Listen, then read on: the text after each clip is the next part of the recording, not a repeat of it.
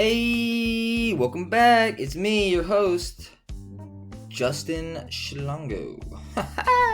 Alright, today we're going to talk about solutions to inequalities. This time, we're going to do it algebraically, so a little bit different than graphically. Although I could just to give you an idea, I could just copy this, boom, toss it in our best friend.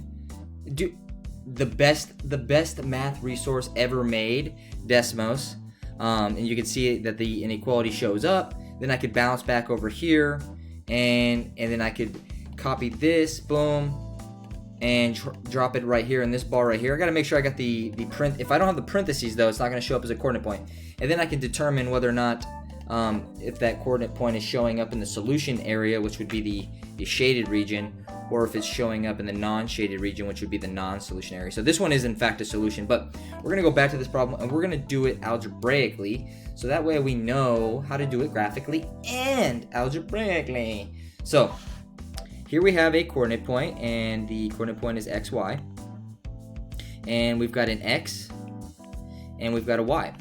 And so all we're going to do is we're going to substitute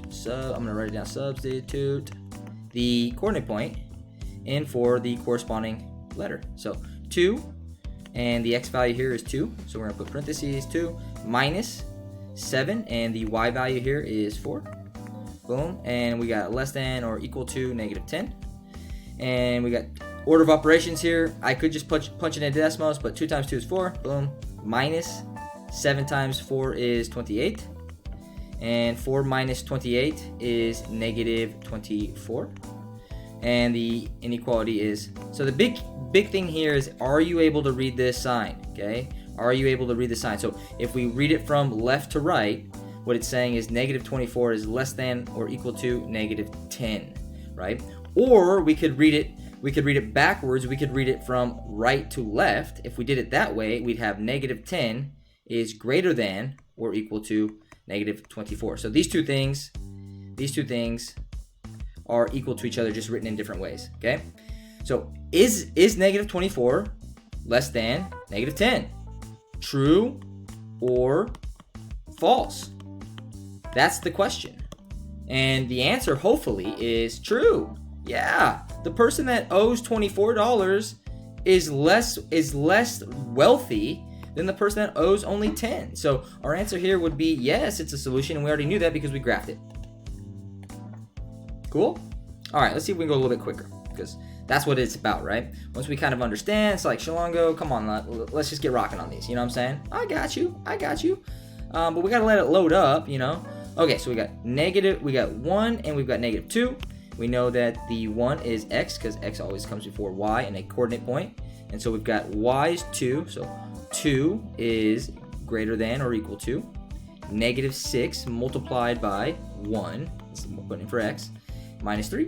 And now we're just going to simplify here. Order of operations. So -6 times 1, -6 minus 3, -6 minus 3. You owe 6, you owe 3, you owe 9. Good, and we bring the sign down. So is 2 greater than or equal to -9? Is 2 greater than -9? Hopefully you're saying yes it is, because the person that has $2 has more money than the person that owes $9. For sure. Okay, ooh. Let's see if we can go just a little bit faster on this one. Let it load. Boom, so I'm already substituting stuff in. I'm not even talking about it anymore. And this time, I can't get it wrong because they're both the same number. You know what I'm saying? 6 times 1, 6, boom. Minus 10 times 1, boom, 10. 6 minus 10, -4. Is -4 greater than 9? Is -4 greater than 9? Does the person who owes 4 have more money than the person that has 9? No. -4 is not greater than 9. So no would be our answer here.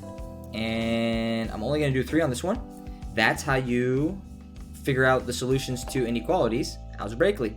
Substitute the coordinate point in, simplify, true or false. Thanks for watching.